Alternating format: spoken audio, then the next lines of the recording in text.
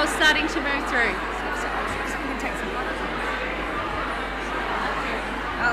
I'm on a ledge. We're going to go outside.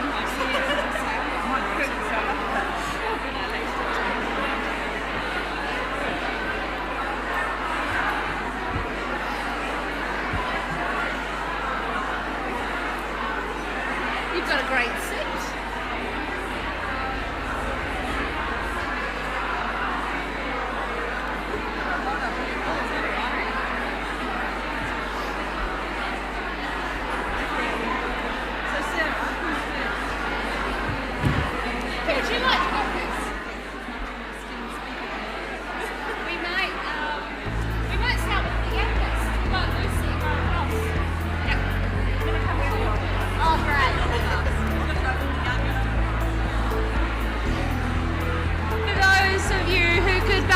Take a seat, come on through, and we'll get live underway at 5:30. Come on through, there's a few seats here.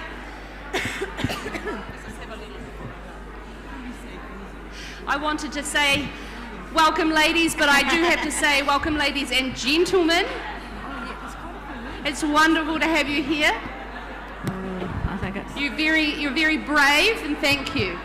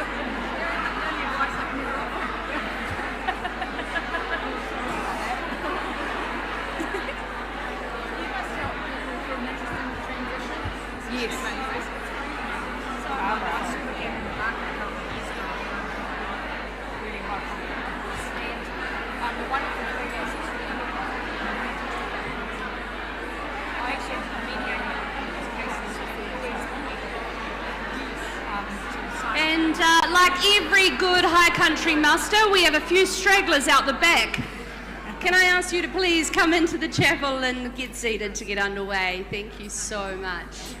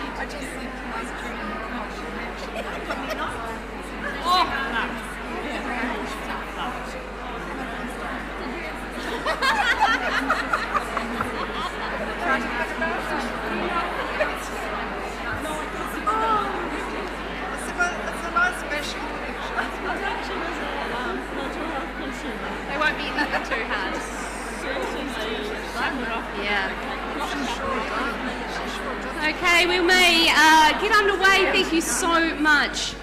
We have a few coming in slowly in through the back, so we'll allow them to come on through as they make their way. Thank you very much. Nā mihi nui kaya koutou katoa ke te kura tēnā koe. Ko Mount Pisa, toko monga, ko mata awa, toko awa.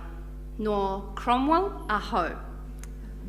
Ko Perium toko whānau, ko Sarah toko ingo.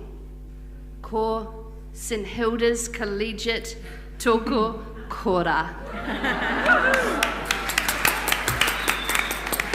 Now that last line of my mehe is the last line of your mehe. My school is St Hilda's Collegiate. It evokes such pride in many of our hearts. And especially for those who have taken the time out of our busy lives to be physically here, as well as, of course, tune into the live stream that is happening right now, and many tuning in from their very special place around the world. If you're up at the crack of dawn watching, te Mārie, and good morning to you, and thank you so much for watching. Well, my name is Sarah Perium. I'm an old girl from 1999 to 2003, boarding at the hostel from Central Otago, following in the footsteps of my cousin Christina Perium, and alongside my sisters Kate and Ali Perium. Ooh. I'm sure there's a St Hilda's fine for that. It's called a slab.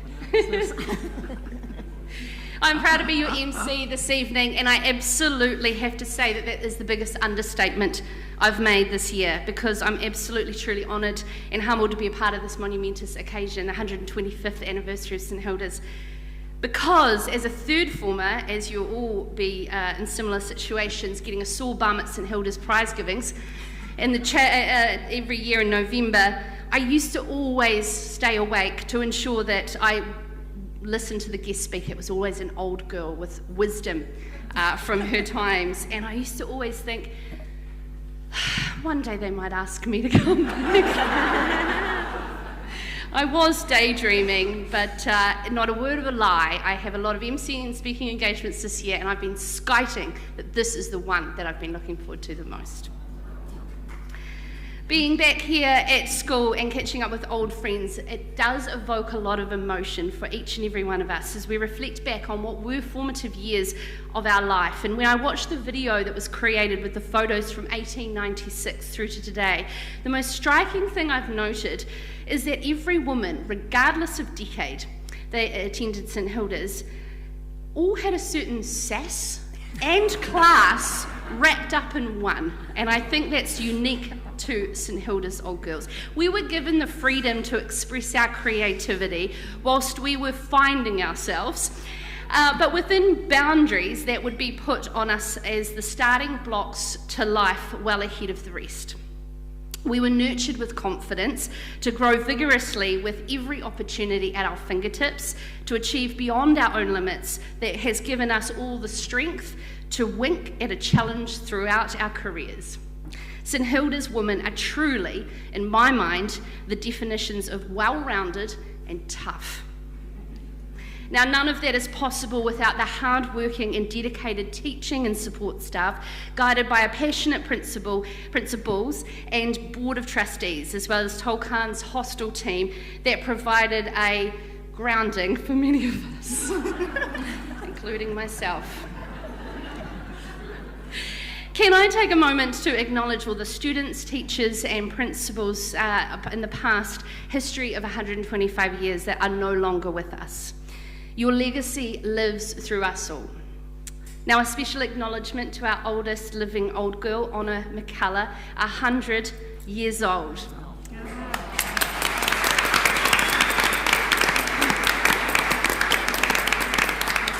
Honor was a former New Zealand mezzo-soprano opera singer receiving a QSM in 1989 for services to music.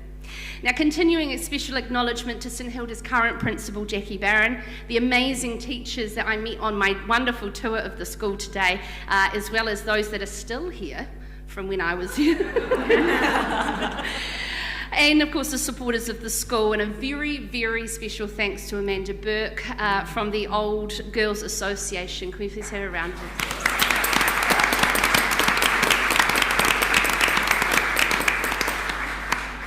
What an absolutely wonderful weekend of events to celebrate a special milestone in the history of our school. And I also want to extend a wonderful thanks to our sponsors, Craig's Investment Partners and New World Mosgiel as well.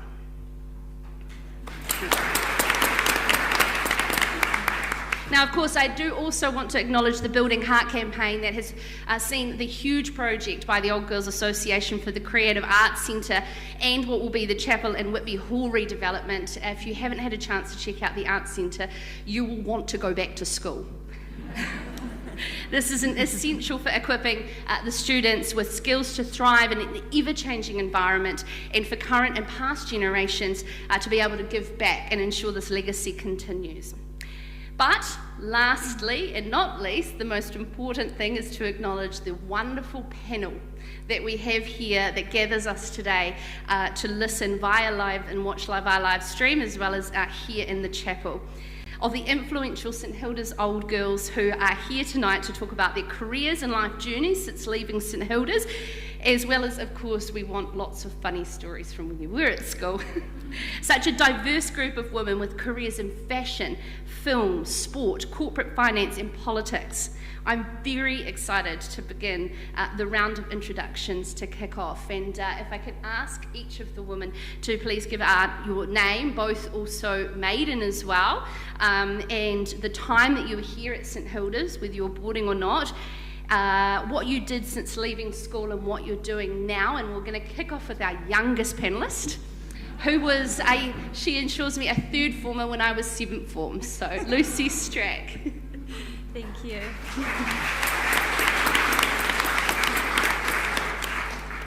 Hi everyone, I'm Lucy Strack. What an honour it is to be here and see the girls in uniform as well, looking spotless. I love that. Miss Gold would be proud of that as well. She was always on my case. I was at St Hilda's for the 2000s, so my last year was 07. And I had the most amazing experience here at St Hilda's. I was interested in sport and art, and St Hilda's was very accommodating to my flexible education needs to make that work for me. When I left school, I ended up declining a scholarship for Wellington Design School because the rowing wasn't very good there. And I went to Fine Arts School in Christchurch because the rowing was much better in Christchurch. So I took that on as my number one goal, was that I wanted to represent this country in rowing. And my pathway leaving school was to make sure that I did everything to achieve that goal. So after a year at university, I wasn't quite getting the progress and the acknowledgement from the system, the rowing system, that I wanted. So I ended up moving to Cambridge so that I could be right underneath their nose. Here I am. It did me wonders. I was completely out of my comfort zone. I had to make some pretty difficult decisions to make that sporting career my number one focus. And I was lucky enough to represent New Zealand for 5 years on an Olympic campaign, qualified and lost my seat to injury about 4 months out. So pretty incredible environment to have, to be able to strive for a goal like that. And I think a lot of that resilience and confidence and the ability to be able to bounce back, I learnt from being here at St Hilda's and from the mentors that we have here at St Hilda's for teachers, older students, and the people that we surround ourselves by. So it's a real privilege to come back and be amongst these wonderful women and be able to let you know a little bit about what my story was leaving school.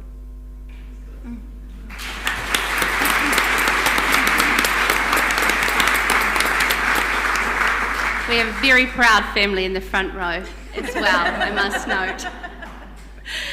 And now to Lucy's right is Catherine Rich. Thank you, Sarah. It's my great honour to be here. My maiden name was Allison. I was Catherine Allison when I was here between 1980 and 1985. I came here in the second form as a boarder, And I absolutely feel so grateful to the education that St Hilda's has given me, because when I arrived, my education was very behind. My parents had staged a bit of an intervention and sent me to boarding school, and well, they still had little girls then. But I've forever been very grateful to the opportunity I got, particularly in Miss Warrington's class. And I've always thought when I went into Parliament I was a bit of an accidental politician, but if I actually look back at my career and what I did here, it kind of makes a lot of sense. I was very involved in the school council, and I was very involved in things like we had a protest about losing an oak tree and a few other things. And I was in the debating team with the wonderful Jane Coombs, who's now the head of the OECD. But one of the things I did find as a little second former who really was struggling, I came here into a wonderful environment of very, very strong women. So it's been marvellous to be able to come back here and to say thank you to the likes of Wendy Stringer sitting over there, who managed to strike that wonderful balance between having me cry in her dorm and saying, right, off you go back to your dorm, Catherine. And also, the inspiring Rayanne Sinclair, who actually I credit with the second part of my career, because having spoken to my mother, I said, I'm not sure what I want to do. And she said, well, Rayanne Sinclair's gone off to Otago University to do marketing management. And I thought, oh, that sounds cool, that's for me too. So I'm sad she's not here, but I look back at my time at St Hilda's and you realise that it's really hard for girls growing up. So some of my time here was pretty rocky, and I fell off my perch 3 times, but if I hadn't had the wonderful leadership of Mrs Greif and such fantastic teachers who did things like help me with my correspondence and did one-on-one tutorials to help me catch up, I really don't think that I would have been able to go on and do the things elsewhere in my career.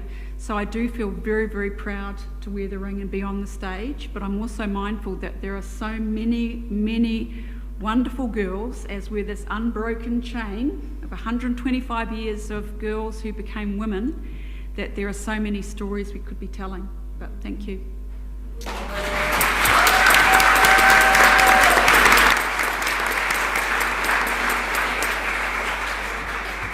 Okay, job's not to cry tonight. Bridget Jackson. Well, it's a real honour and privilege to be here, thank you. And to see everyone that I can remember, and some people I can't remember actually. So my maiden name was Bridget Jackson, it was Bridget McKean, and I was here from the mid 80s and just snuck into the 90s, and I was very proud to be head sacristan, and I really loved cleaning the brass. And actually, Anne McLeod did a fantastic job as deputy undertaking that. I did give her that job. I was in the not very cool group. Like you, Catherine, I was sent to boarding school because I was misbehaving at Napier Girls, and so I turned up with short hair and in the second term of third form, and that was very interesting. So I certainly learnt to behave myself. Yeah. So anyway, my first job was working actually as I went to university, and I studied law, which I really loved. It's in the family. My uncle did a master's in law, etc. And then my first job was working with Peter Dunn, actually. But 1 year in Parliament was enough for me. And so then I actually ended up with my husband, who I actually met at Knox College whilst at university. He was actually my brother's best friend. And so, not very good, is it? Well, actually, I've divorced him now, so it's okay.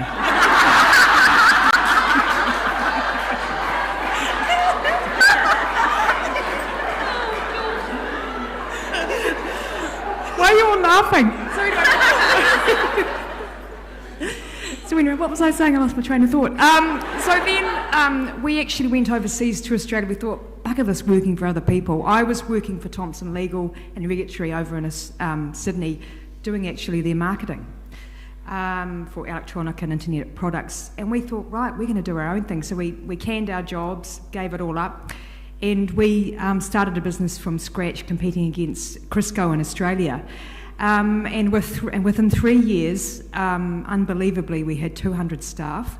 And here we were in our mid-20s, living above a hardware shop, driving a $200 car, and me finding myself pregnant.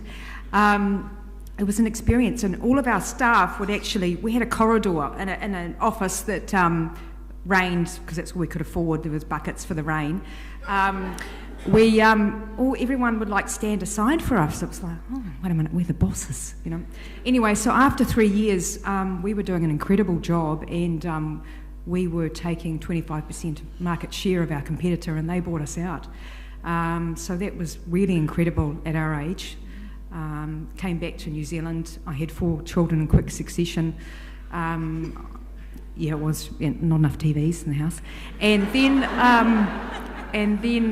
tell me when to shut up. And then I actually became the CEO of the New Zealand Gynae Cancer Foundation, because sadly, Carolyn Marks is here. She knew my mum, Maureen McKean, very well. She sadly died of ovarian cancer, aged 62. And then I went on to work with the very esteemed Helen Robinson at Organic Initiative, who was really a fantastic mentor to me. And then now I help people get divorced.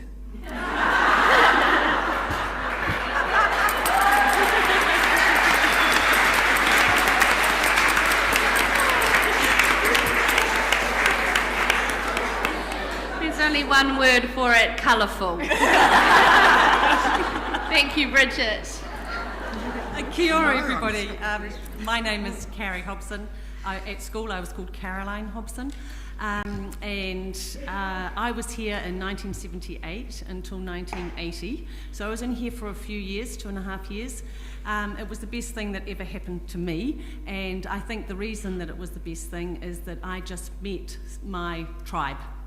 It was just fantastic. I met my very dear friend Rachel Jackson, who I'm still best friends with, when I was 14 years old, and we talked to each other most weeks, and I made the most amazing friendships, and that was what was wonderful. I had 13 schools, so I was a troubled child. And my father used to walk past St Hilda's, and when I was in my 4th form, I was at a competitor school, which shall remain nameless, and he walked in and knocked on the door and said, "Hello, Mrs. Mayhew, I've got this problem child, what am I going to do?"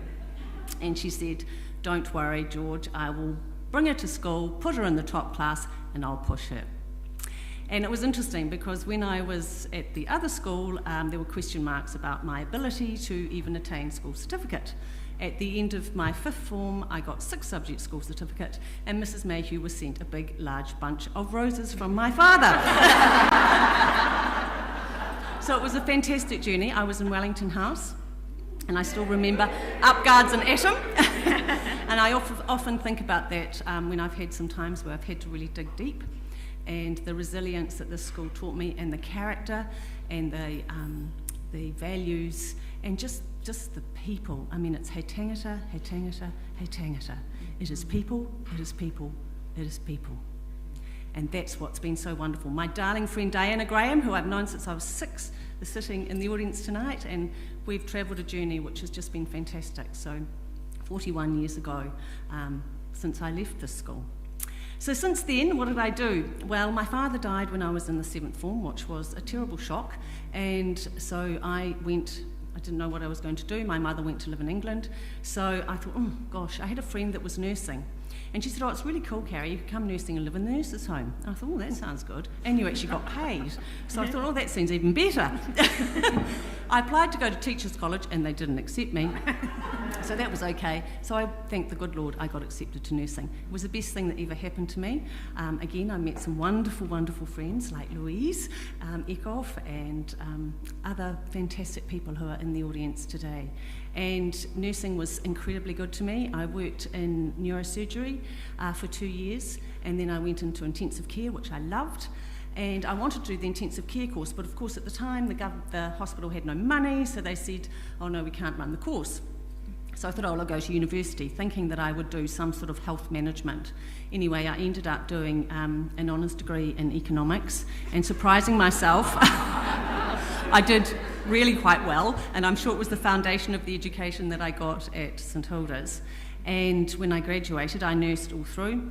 When I graduated, all the banks came round and headhunted, and I was headhunted to join an organisation called Southpack, which was a phenomenal entity, and I was the second woman they ever employed in their corporate team. So it was a pretty amazing time actually, and I worked there for 4 or 5 years. Then my husband, who I had met at Otago, who's here today, Malcolm Leggett, so Otago's been really good to me. We're still married. We know you come. And I'll keep you to a I'll remember you. And we went to America, and I was fortunate enough to get a job in banking and finance in America, which I absolutely loved. So I worked there for 2 or 3 years for US Bank, which was the 20th largest bank in America. And again, I kept getting opportunities which were phenomenal. We came back to Auckland because my husband had an opportunity there and had 3 children. And then I was actually applying for a job, and the person that interviewed me was what they termed colloquially as a headhunter. And I thought, who is this guy? And they said, we'd like you to come back and see us. We think you'd be really good in our game. And I thought, recruitment? I don't know anything about recruitment. I don't think so. And he said, we would like to set up a financial services practice.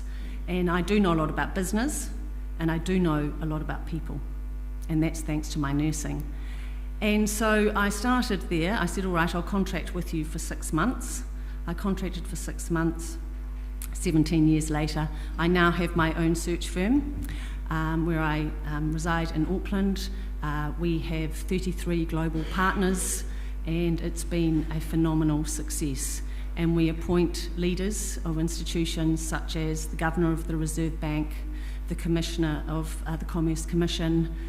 We've just been mandated to do the CEO of the Financial Markets Authority. It's been a phenomenal journey, and I'm very, very privileged every day because I meet amazing people. I do things like the CEO of Auckland City Mission as well, CEO of Cancer Society, those sorts of things. So, yeah, it's been great. Incredible.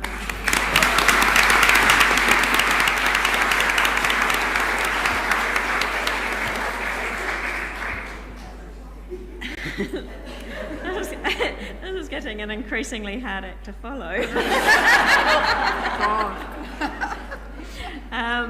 It's an order of merit, quite hard to follow. Catherine. So I started at St Hilda's in 1961, and as a 5-year-old, and was there till 1973 when I left in the 7th form. So that was, I think I've got the longest stint so far, which of course means that it probably formed me more than I like to think. I would say that I'm kind of lucky in that I straddled 2 eras. When I first came to St Hilda's was kind of run like a military camp, where everything was very strict, ordered, and I guess the dominant view was that we were here to serve. And service was what we were all about, and we would be measured to the degree in which we served others and subjugated ourselves and our own needs. So it sounds like that all changed later. But certainly it was pretty tough. And there were some pretty humiliating things that you witnessed. As I remember somebody, when I was still in probably about 7 or 8, watching somebody whose hair was over their collar, getting dragged up in front of assembly and having it cut with sort of like paper scissors. And that was traumatic. I've never forgotten it. I tried to grow my hair from that point on so that it was in pigtails or plaits, and I didn't cut it till I was 21. But actually then, when I was starting secondary school, so the sort of intermediate, Form 1, Form 2, Form 3, was a time when the whole world was changing. 1969 was my Form 3, I think, and that was the summer of love, and there was growing, the civil rights movements in America, and everything was changing, the Vietnam War, and it also coincided with a great deal of churn in the staff. I have to say 70s trouser suits is a fashion item that has well gone. But they achieved that. So I guess they were inspiring, and they did bring me into a kind of second wave of feminism. First wave of feminism was, of course, after the First World War, and, well, actually before that in New Zealand it was about 1890. So I really benefited from that. And so I got these kind of dual messages, which is outsource your self-worth and be measured entirely with what you can do for others and the world, and be pure of heart. But nobody taught me how to look after my own heart, keep it open and keep it resilient. So tried to do that since. Taken me a lifetime, still haven't succeeded. But I guess school set me up for opportunities, and I was very excited to go to university after school. Actually, not very many of my class did, so it was like 17 at uni, and first week was the most exciting thing that had ever happened to me. I think that's when I found my tribe, I confess. Suddenly everything seemed possible. There was just so much that was exciting, and just the ideas of university. So I achieved pretty well at school, and being given by all these wonderful teachers wonderful inspiration to go further and try and achieve more in my own classes. But secretly, I'd only ever been to St Hilda's, and it was always a small school, and I was pretty sure I might not cope in the outside world. I thought I was in a very protected little environment, but in fact, it turned out to have prepared me reasonably well for the big outside world, and I was just as good as other people from bigger schools. And so I did an English degree, and that has underpinned my love of stories, my love of understanding different ways and forms of telling stories from different points of view, different cultures, and what storytelling means for us all, our sense of national identity and its healing power. I don't think it's any accident that in ancient civilizations all over the world, the people who are the doctors, the spiritual leaders, and the poets are usually the one person. So it's a healing power of bringing together poetry, which is the most spiritual way of understanding language and imagery. Anyway, I'll stop there. I did an English degree. There were no jobs at the end of, when I came out at the end of the 70s, because it was a bit of a depression. I did more postgraduate work, and then I kind of talked my way into a job in the audiovisual section of the university, and then kind of talked my way into all sorts of things. So I guess one of the things that's characterised my own career is that I've never had a job anyone's had before me, and I've never had a job where only one person replaced me.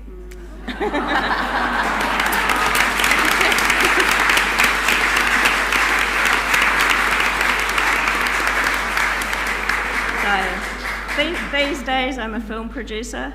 I have my own company, which is named after Blueskin Bay, which is sort of one of the seats of our family, and where I kind of, the best years of my life grew up.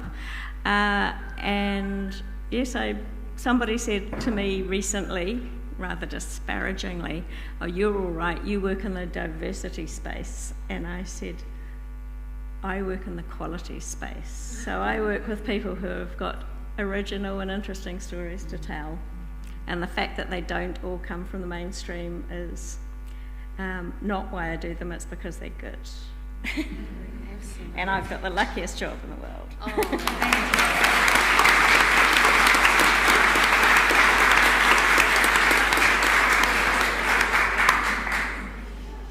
Just want to touch there that Catherine has produced the acclaimed 1000 Ropes, the Orator and the Bellbird, which is extensive international award winning through film festivals worldwide, and she is the New Zealand Film Festival Trust. She just forgot to say that. Well done.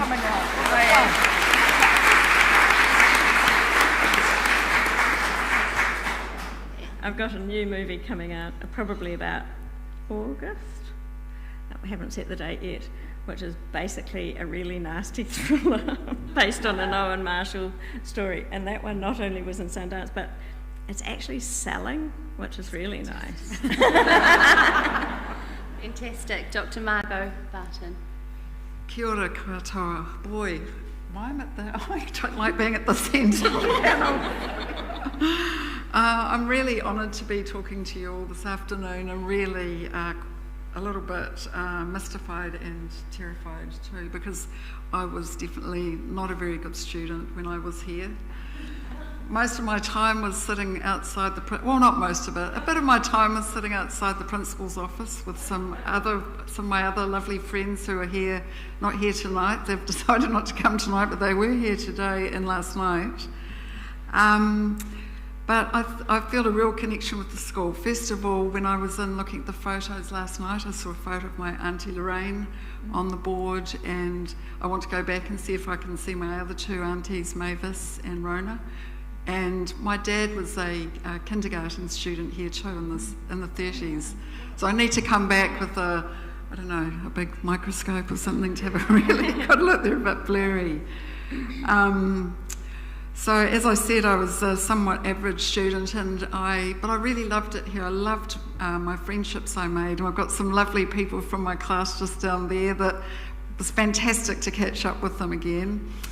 And as Carrie said, I also made my best friends here, which is just brilliant, and they're still really great friends who I see. One of them at least once a week, and the other one I talk to at least once a week. She's in Wellington. So, I mean, it's all about people, isn't it, as you said too. So I'll tell you a couple of funny things that happened to me, which might lead into what I'm doing now. I've always loved to express myself, and actually I want to enrol back here too. Yeah. I do. I just can't believe that arts centre and the photography studio. Well, when we were here, we had a really little art school, really little art room just there. And we had the most fantastic teacher. And I love all the teachers that Catherine was talking about. Miss Harlow was one of them. She was just fabulous. And Mrs. Butt, who was still here when my daughter enrolled, my youngest daughter enrolled in, I can't remember, 2000, I think it was. She was still here, which was just brilliant. Such a lovely person. And my art teacher was quite unusual. I'm sure some of you were taught by her, Mrs. Green, with the crazy red hair. And really passionate about art and art history, and she really infused that passion into me for art. So maybe she was the problem that made what happened happen. One day I was in chapel and Mrs. Mayhew pointed to me in the audience and said, "Margo Barton, stand up." I said, "Oh my God, what have I done?" Well, I should have known really.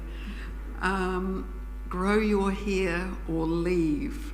So unlike your friend, I'd cut mine way too short. I'd seen a photo of David Bowie and thought, oh, I quite like the look of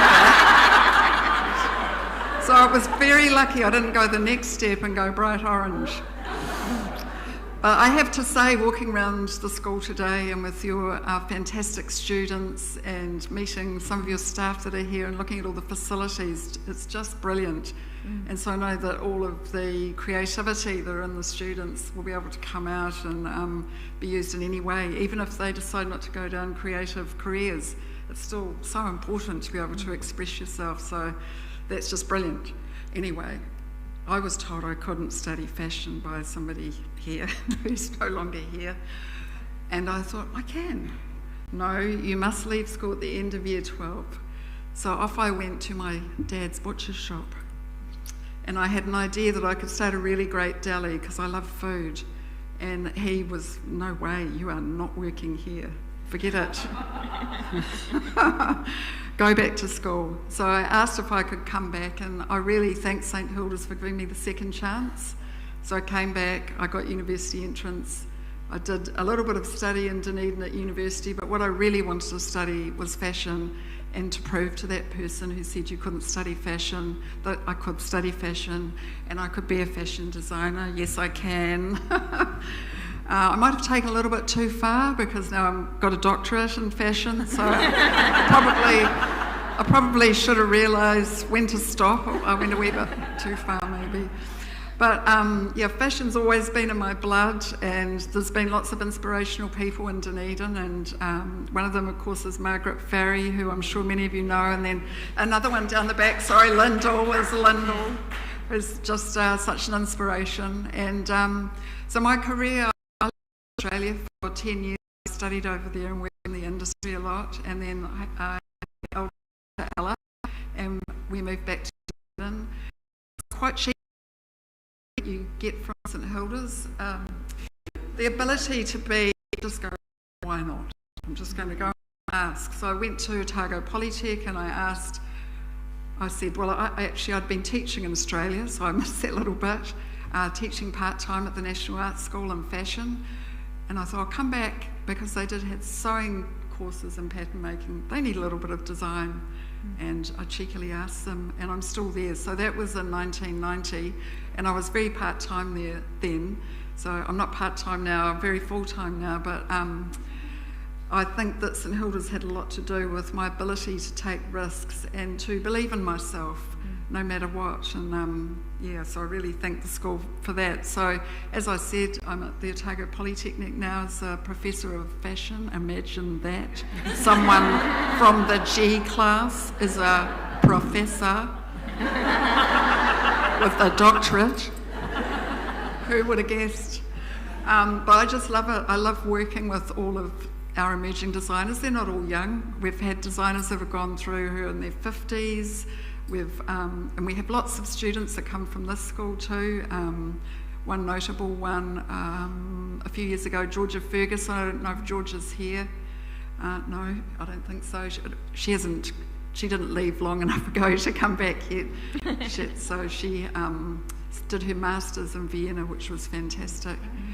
I just love working with these young people, and also on ID Dunedin, which I'm sure some of you would have heard of, and the Emerging Designer Awards, which I just adore. We get to get people connecting with each other and talking about fashion, and more about sustainable fashion, which is just brilliant.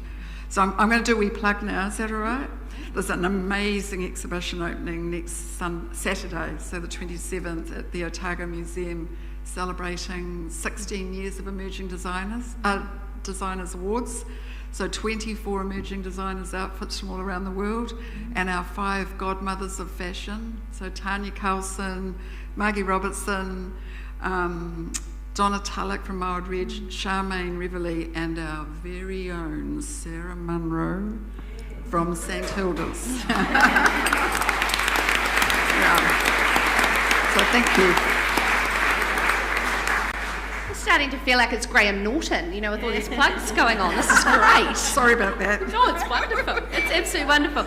So, like any good woman, you've answered about 4 questions in every introduction, and that's absolutely fabulous. So, I think what we'll do is, for the next 2, is we're going to have a whip around about some hilarious moments when you were at school, and then after that, I really want to get into some hard-hitting advice, but I want some honesty of those moments in your career and life where you thought, I got through this and I dug deep, and I love those stories as well. So we may go back to Lucy, and let's talk about some of those hilarious moments that stand out for you, that you share with your friends still, and what you enjoyed about St Hilda's.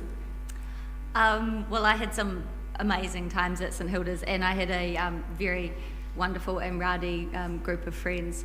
But you know, it's fantastic hearing about how Tolkien has developed over the years, because when I was going to school in the morning, Mum would kind of call out the hall before I'd get in the car to go to school. Have you got enough lunch for Jessie Watson? So and making sure that everybody was fed at school and that the Tolkien food was up to scratch. So that was always a highlight. I think another one was Mrs. Gold actually caught myself and Heather McCorn in the 7th form. Do you still have the 7th form corridor, common room down there? Yeah. So we hid in the cupboard so that we didn't need to go to form class. Form class, I think it was called form class. And so we all saw Mrs. Gold coming in for her routine check to make sure that everyone had gone, and everyone scrambles, but myself and Heather McCorn went into the cupboard, and she, of course, it wasn't her first rodeo, so she knew to check the cupboard. And I'm a self-proclaimed Mrs. Gold favourite, so everyone afterwards said, "Heather, you are so lucky you were with Lucy Strack." We didn't get in trouble. I think it's funny, Lucy, because everyone knows where that cupboard is. Yes, moving along, we got a mini in the 7th form common room, a car. Yeah, how that happened. Catherine. Well, I wasn't going to tell the story, but since you mentioned cupboards, at our get-together last night, where we had about 35 of our girls at number 7 Bell Mac, I finally got to the bottom of the who locked Mrs. Eaton in the embroidery cupboard. And so I'm not going to tell that story, or the fact it was Adele Burgess and Anna Reid, but the story I would like to tell, though, was I don't know why we ended up going on this event, but one day all the girls were told to go downstairs and get in a bus, and we were bussed out to Green Island Theatre, and it was all an amazing kind of event for us, and we'd obviously done something really well. We were going to see a film, and it was probably a very worthy and interesting New Zealand film. However, the projectionist must have had a bad day, and rather than the film that we were supposed to see, we ended up seeing a 1969 kind of racy cowboy film called Paint Your Wagon about a woman who saw the merits of having 2 husbands, Clint Eastwood and Lee Marvin. And by the teachers were sort of going like, oh. But we girls, our eyes were popping out of our head because it was a bit racy. And I mentioned it to Mrs. Gripe, and she said, "Oh yes, that's the event that we dare not speak its name."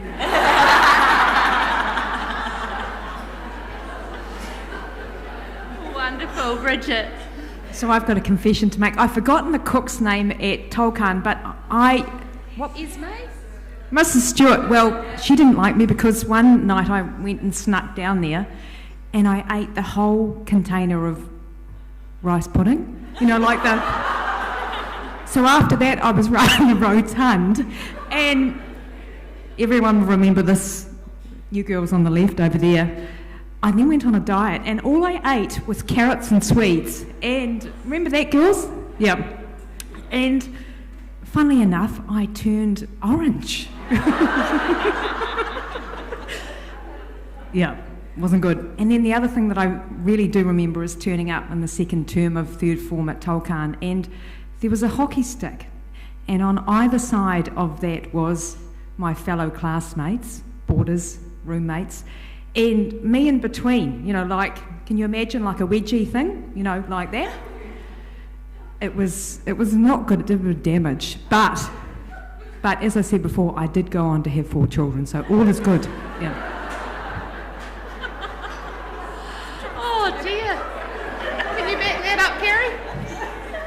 No, I don't think I've got anything anywhere near as exciting as that. I was trying really hard to think about some of the funny things that we'd experienced, and I have to say, all I can remember is a tremendous amount of hilarity, but I can't really remember any specific event. But I do remember we used to have Mrs. Gucci's, who was our chemistry teacher. Yeah, and she was just gorgeous. I don't know whether Mrs. Gucci's is still with us, but she was a fantastic lady and enormously tolerant of us. And we used to, I don't know why, but we used to get the giggles in the class we'd be sitting in the back row giggling away, and she'd say, "Oh, well, girls, would you stop laughing?" She said, "I do think that at least 1 hour a week of good laughter is very healthy for every girl." Catherine. Yes, I'm struggling to think of anything that could match any of that. I did say we lived in military discipline. So I can't think of anything off the top of my head. Margo? I can think of something that we both experienced, but we're not supposed to talk about.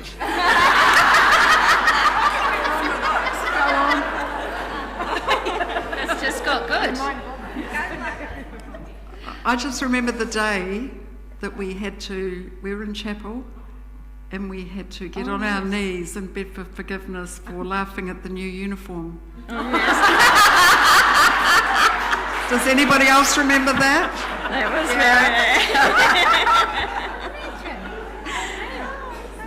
very... It was a short but very educative period. Yes.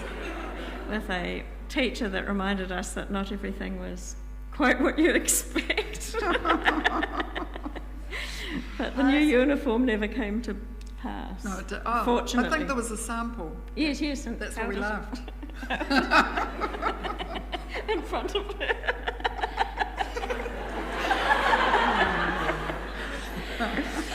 My Year 11 tour guide today suggested she'd like to go back to that uniform. She'd prefer that than the current ones. No, that uniform was That never made. happened. It never happened. It was only shown once at the assembly. Well, it was shown once, and then everybody laughed, and then we were all thrown to our knees. Good customer feedback, isn't it? Yes, incredible. I think it got to our parents as well, because the whole place revolted. Oh, fantastic. I do have a memory of this chapel that was cited to me by my younger sister, who's 12 years younger than me, and she was a scared little third former first week, and everything was very serious. We were about to start chapel, and those doors swung back, smashed open. I ran in carrying my shoes with my tie like this, no blazer on, and was told promptly, "Sarah, sit down." And Ellie just went, "Oh dear." Oh no, sorry, my sister Kate. Sorry, of course, talking about years. Yeah, she was 2 years below me. She's the, oh dear, okay. So, uniform comes up a lot in the stories, and we've had some fantastic people keep us on track throughout the years as well. So thank you so much. They were fantastic stories. Now, there was a lot that was coming through in all of your individual journeys in your careers around how you were given the right life skills and skill sets, not so much an academic piece of paper, but a way to be able to deal with situations. And I would really love to hear from each and every one of you around, a really challenging moment in your life or your career where you were able to navigate that in a way, with sass and class to get through it, because as I said, St Hilda's girls are very well-rounded and tough, and I'd really love through that to pass on your words of wisdom to the wonderful prefects we have here in the room today. I've come to hear from you, as well as, of course, those around the world watching on the live stream. No pressure. Lucy. Yeah, absolutely. And I kind of stopped it at sports,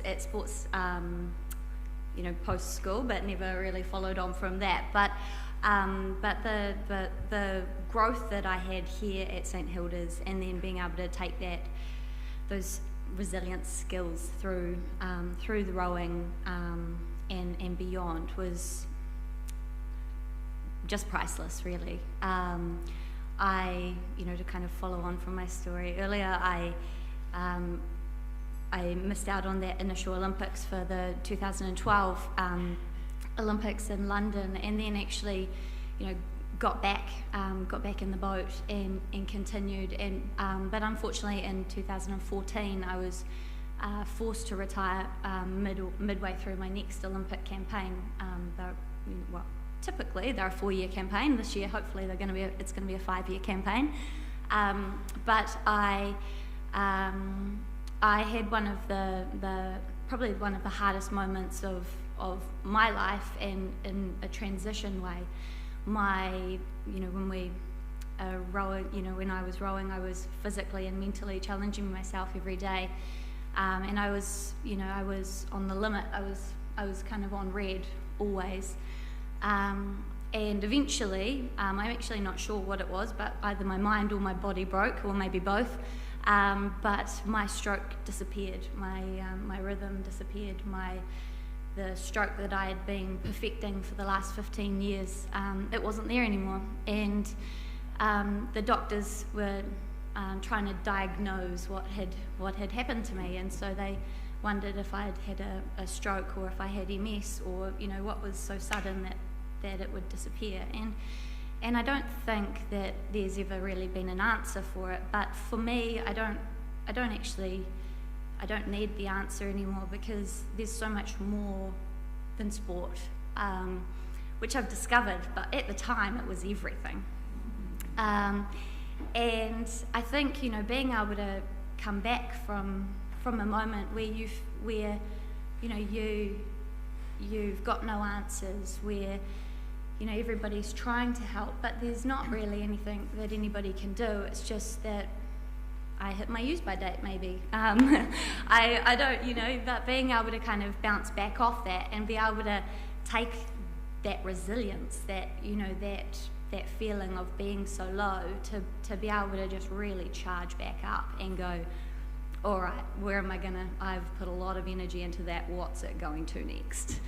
And that's the really exciting thing, is that, I think that resilience piece, that learning to bounce back, that challenge, we have learnt from here, but it is about, I think, it's people and it's energy, and it's surrounding yourself with those good people, and it's about pushing yourself into environments where you want to put that energy. And the workforce is amazing, and I've loved that transition into working, and I've worked in marketing and advertising for 6 years, and I've actually just started my own little business doing e-commerce and data management, which I don't explain very well because my mum and dad have no idea what I do. But through that is actually just finding an avenue to put energy, and I think that's so powerful. We're brought up, we're in an environment that we feel so empowered to try anything, and when you pick something, go for it and go all in, because why not? So I think, for me that was that's been a pretty special piece that I can now take with me, and I can share that with others, and I can share that energy in a new environment, and that's been a pretty awesome transition for me.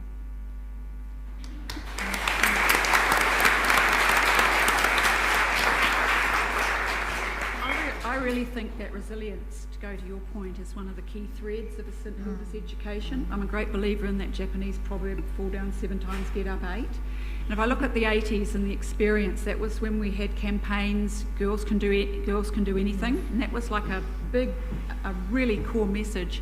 And I think it may have even been in your office, Mrs. Grive, but it took me a long time into adulthood to realise that girls could do anything, but we don't have to do everything. And I found after 3 years, three terms in political life, and I had 2 babies while I was in Parliament, that with what I wanted to do, I was faced with a really difficult decision about whether I went on to become a minister in the incoming national government, or realised that I'd had 2 babies who frankly really don't care where mum is. They just probably think you're in the next room. But when they are 4 and they're 5 and they're 6 and 7, they really mourn the fact where mum is. So I suppose a challenging thing for me was determining when to step down, and to do so when your party is going into government is just completely unheard of. And I did feel really like a big loser doing that. But I look back and I wouldn't have traded the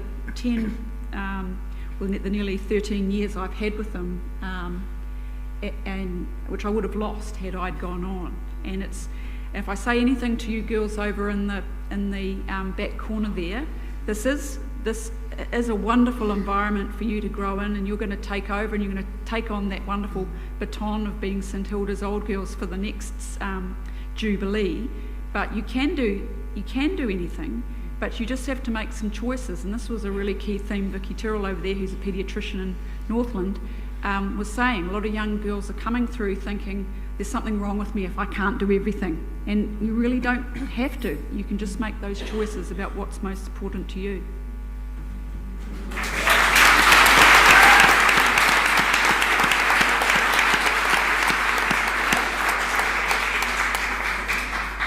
Okay, so my business, Equalex, has started from going through a very high conflict divorce with 4 children, and the emotional toll was massive.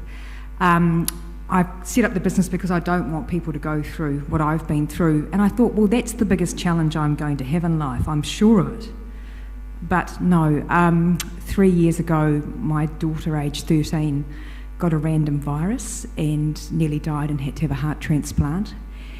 And, you know, that was, for me, an interesting time. It was very difficult, obviously, to be honest. And the community just surrounded us with love and support. There was food arriving, there was freezers arriving with food in it. This was all in the middle of the high conflict divorce. And nothing is like facing the mortality of your own child. It really isn't. And one day in Starship's kitchenette that I was sitting in, I suddenly found this strength and resilience that I've never felt before.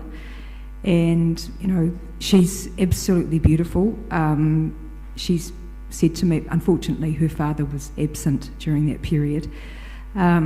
She said to me, "Mum, you've just been the most incredible mother." And, you know, from that day forward, she does all the household chores now. It's a big plus. But really, yeah, I actually myself got very sick and very unwell after it and couldn't cope for a bit. But, you know, I was very fortunate to have some fantastic friends and family that came over from Melbourne, because all my family live in Melbourne. And, you know, the support was absolutely overwhelming, and people said, well, you give to everyone else, and finally, you know, I know it's a negative thing, but we want to give back to you. And, you know, that was really incredibly heartfelt. And I've, you know, so one of my mantras is always find the positive in a negative. Just find it. You know, so that, yeah, I would never wish the experience on anyone. But Starship are absolutely incredible. People came and offered to make, you know, food for them and lunches and all sorts of things. It was actually a really surreal but also a very incredible journey, and I can't thank, you know, the doctors and the nurses and just the medical profession in New Zealand. We're very fortunate, very blessed.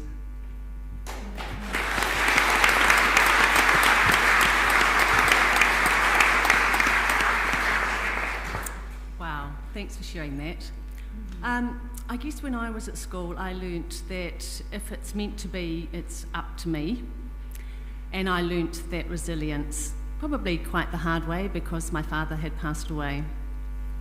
I do think that St Hilda's was amazing because it did give me the view that I could do anything. Sometimes a little bit too confident, I think. But as I've sort of travelled through life, I think you're as much defined by what you do as by what you don't do. So really think about saying no, and think about what really matters to you.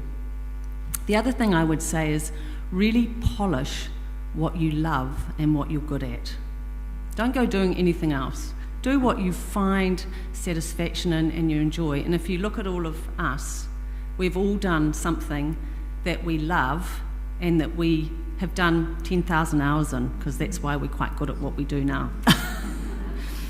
So, yeah, I've had some interesting lumps and bumps along the way, but I think you 7th formers or Year 13 girls, You don't appreciate what you've got in the fellowship and the friendship and the love and the compassion that you have formed with the bonds that you've got with each other today. And they will carry you through life. And I will share a story which is a bit hard to share, but I will, because it's a very special story about an amazing lady called Rayanne Sinclair, who's already been raised in this room today, who was the head girl in our year. And 10 years ago, almost to the day, my husband, Malcolm, who is here today, was diagnosed with grave illness, pancreatic cancer. And I thought he had 6 weeks to live. The fellowship and the friendship that I received from the girls that I have beside me, Rachel, Louise, Sarah, there's many of you, has been phenomenal, and that's been a real gift for me. But the thing that really touched my heart, and still does now, was Rayanne Sinclair, who I had hardly spoken to for 30 years. I knew what she was up to, and she knew what I was up to, but we didn't really hang out with one another. But she was living in Australia, and she picked up the phone the week that my husband was given this grave news, and she said, "Oh, g'day, it's Rainy here." I said, "Oh, hi Rayanne, how are you?" And she said, I heard that Malcolm wasn't very well." And I said, "Yeah, that's right." And she said, "And I heard that you're going to have to come to Melbourne for some treatment." I said, "Yep, that's right." And she said, "Well, Nigel and I have got a 5,500 square foot apartment that we don't use." And she said, "I'm going to get Nigel's secretary to courier the keys to you and just call it your home for the year." Wow. And that is, it still sends shivers down my spine when I think about it. And I'm enormously grateful to Ray, and I don't know if she's listening, and Nigel. They've been incredible friends. But that's the fellowship and friendship and love, and as I said, it's all about that. And, some of us have different strengths. Some of us will be like me, that go off and do finance and amazing things, supposedly. But whatever you do, just remember where you come from, remember your friends, and walk beside them.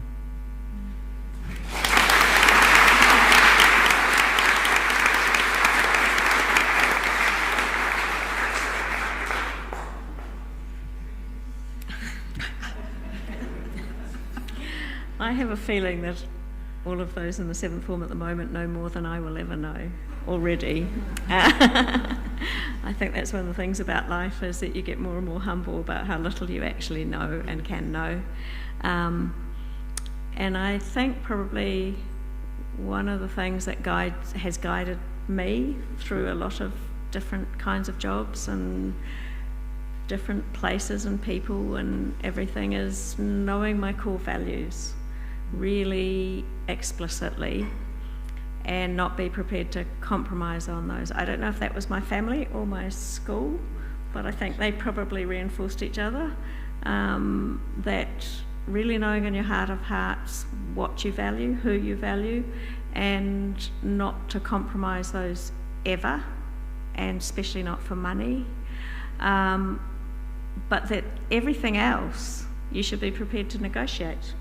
So you have a set of total non-negotiables that are your core, and trying to be true to some of those things has caused me problems at times. I've had to leave jobs.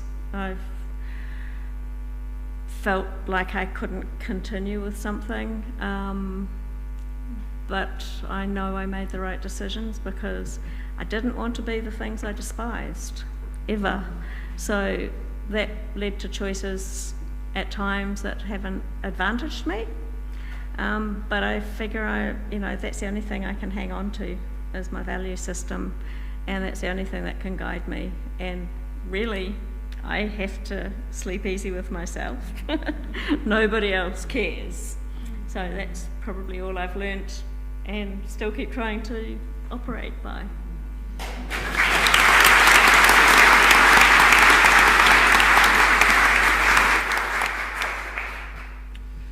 I really don't like being at this end of the... I wouldn't want to be at Lucy's end either, so... I think that everybody here has talked about difficulties and things like core values. I also agree with core values. It's so important, and I'm sure that you young people over there think about your core values and analyse them and know them. So it's such an important area to think of. But I was thinking about what Catherine said and the ability to say no. I think someone else said that too. And I am the worst person at saying no. And I wish that I had learnt about that earlier. And it's only been the last probably 5 years that I've learnt ways around saying no by getting lots of collaborators to work with me so I can say yes and bring along a team. And that's what I love doing, is working with lots of people and collaborating.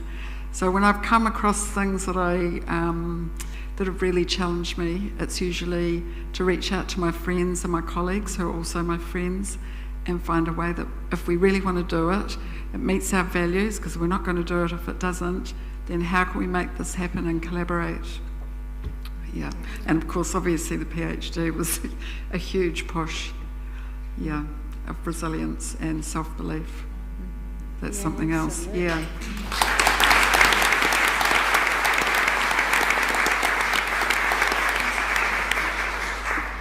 Thank you so much, and I was always very conscious of time, that an hour was going to be too short, but who cares? I think we're all really enjoying it, and thank you so much. I picked up here keynotes around the fellowship, the sisterhood, our strength and resilience. That is a skill that's deep within us and will never leave us. Not taking on too much, and knowing your worth, as well as, of course, having that deep sense of self-belief. I just wanted to take a moment to sort of share a little bit about my story. I went on to go to university after school, after studying economics a year above my year. I was in the same class with Sophie Elliott, and there's members of the economics class that are here today. We used to fight to be the top of the class, and we were all shoes fierce.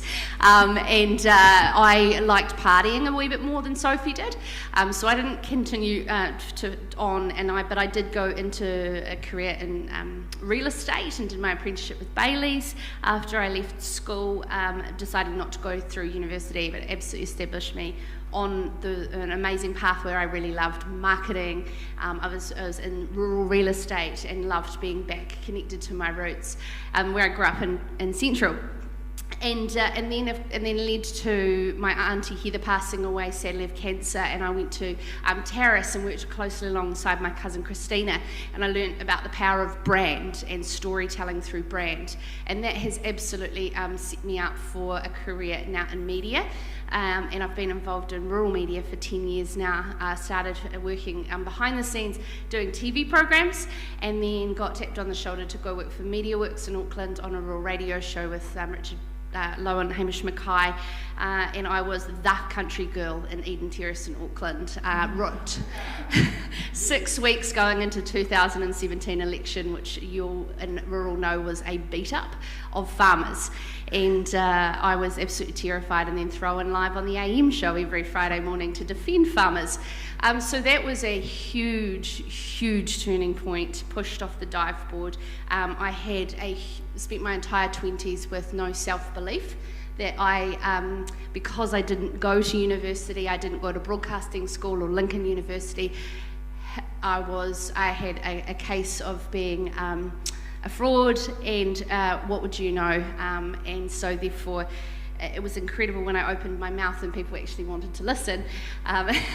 It was the self-belief that I found and continue to do so. So when I decided to exit MediaWorks, due to lots of different reasons, I established my own production company in Canterbury, in Lincoln, so in the heart of everything, and have gone down a route of online media, live streaming, podcasting, and communicating through tools that each and every one of us in this room use every day to broadcast to farmers around the big issues, but done through a female lens of optimism and hope.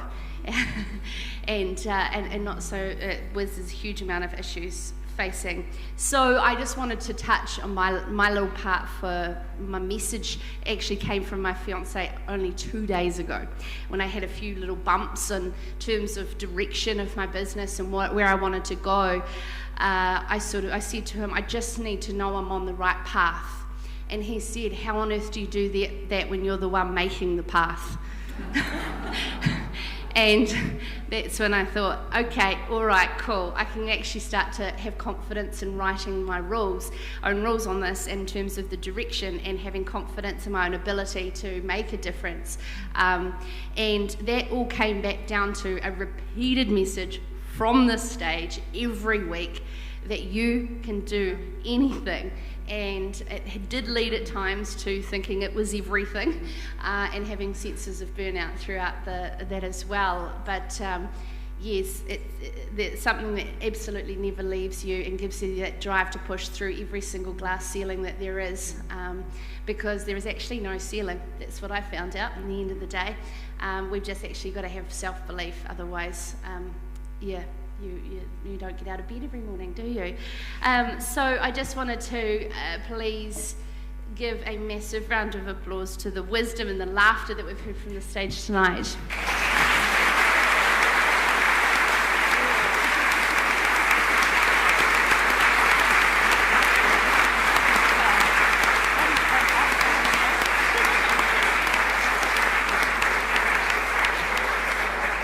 Thank you so much. Please go well and enjoy your networking with everyone. Thank you so much. Kia ora koutou.